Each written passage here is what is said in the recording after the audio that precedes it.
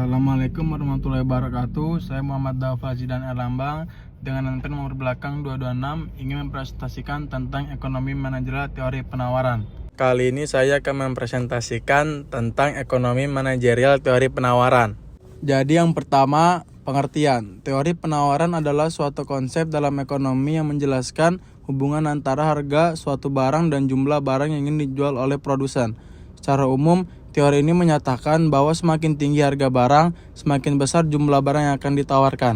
Penawaran dipengaruhi oleh beberapa faktor seperti biaya produksi, teknologi, jumlah produsen, dan ekspektasi pasar.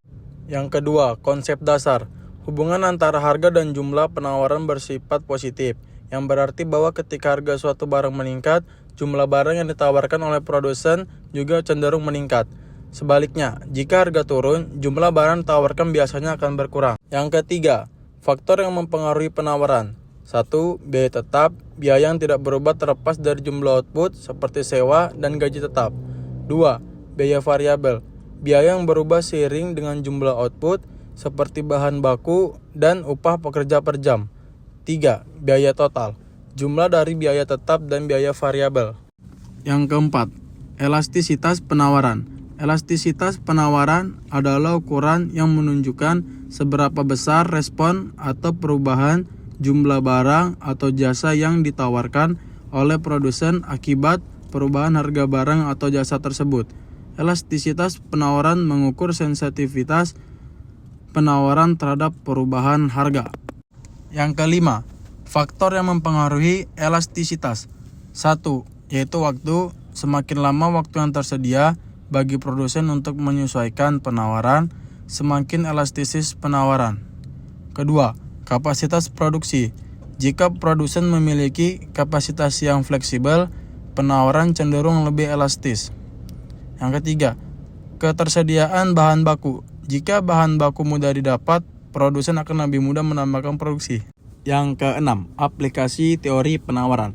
Teori penawaran memiliki berbagai aplikasi praktis dalam ekonomi dan bisnis, seperti analisis pasar, kebijakan ekonomi, perencanaan produksi, pengelolaan sumber daya, strategi pemasaran, analisis krisis, ekonomi perdagangan internasional, penelitian dan pengembangan, dan pemodelan ekonomi.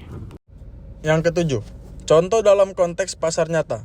Contoh dalam konteks pasar nyata, pasar pertanian atau penawaran inelastis.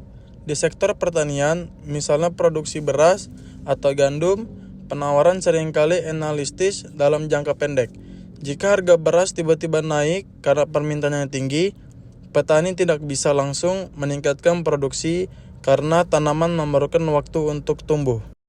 Yang terakhir, yaitu yang ke-8, dampak perubahan harga terhadap penawaran. Secara umum, dampak perubahan harga terhadap penawaran dapat dijelaskan melalui hukum penawaran. Jika harga suatu barang atau jasa naik, jumlah yang ditawarkan oleh produsen cenderung meningkat, dan sebaliknya. Jika harga turun, jumlah yang ditawarkan akan berkurang. Namun, sejauh mana penawaran bereaksi terhadap perubahan harga tergantung pada elastisitas penawaran. Sekian dari saya, jika ada salah kata, mohon dimaafkan. Wassalamualaikum warahmatullahi wabarakatuh.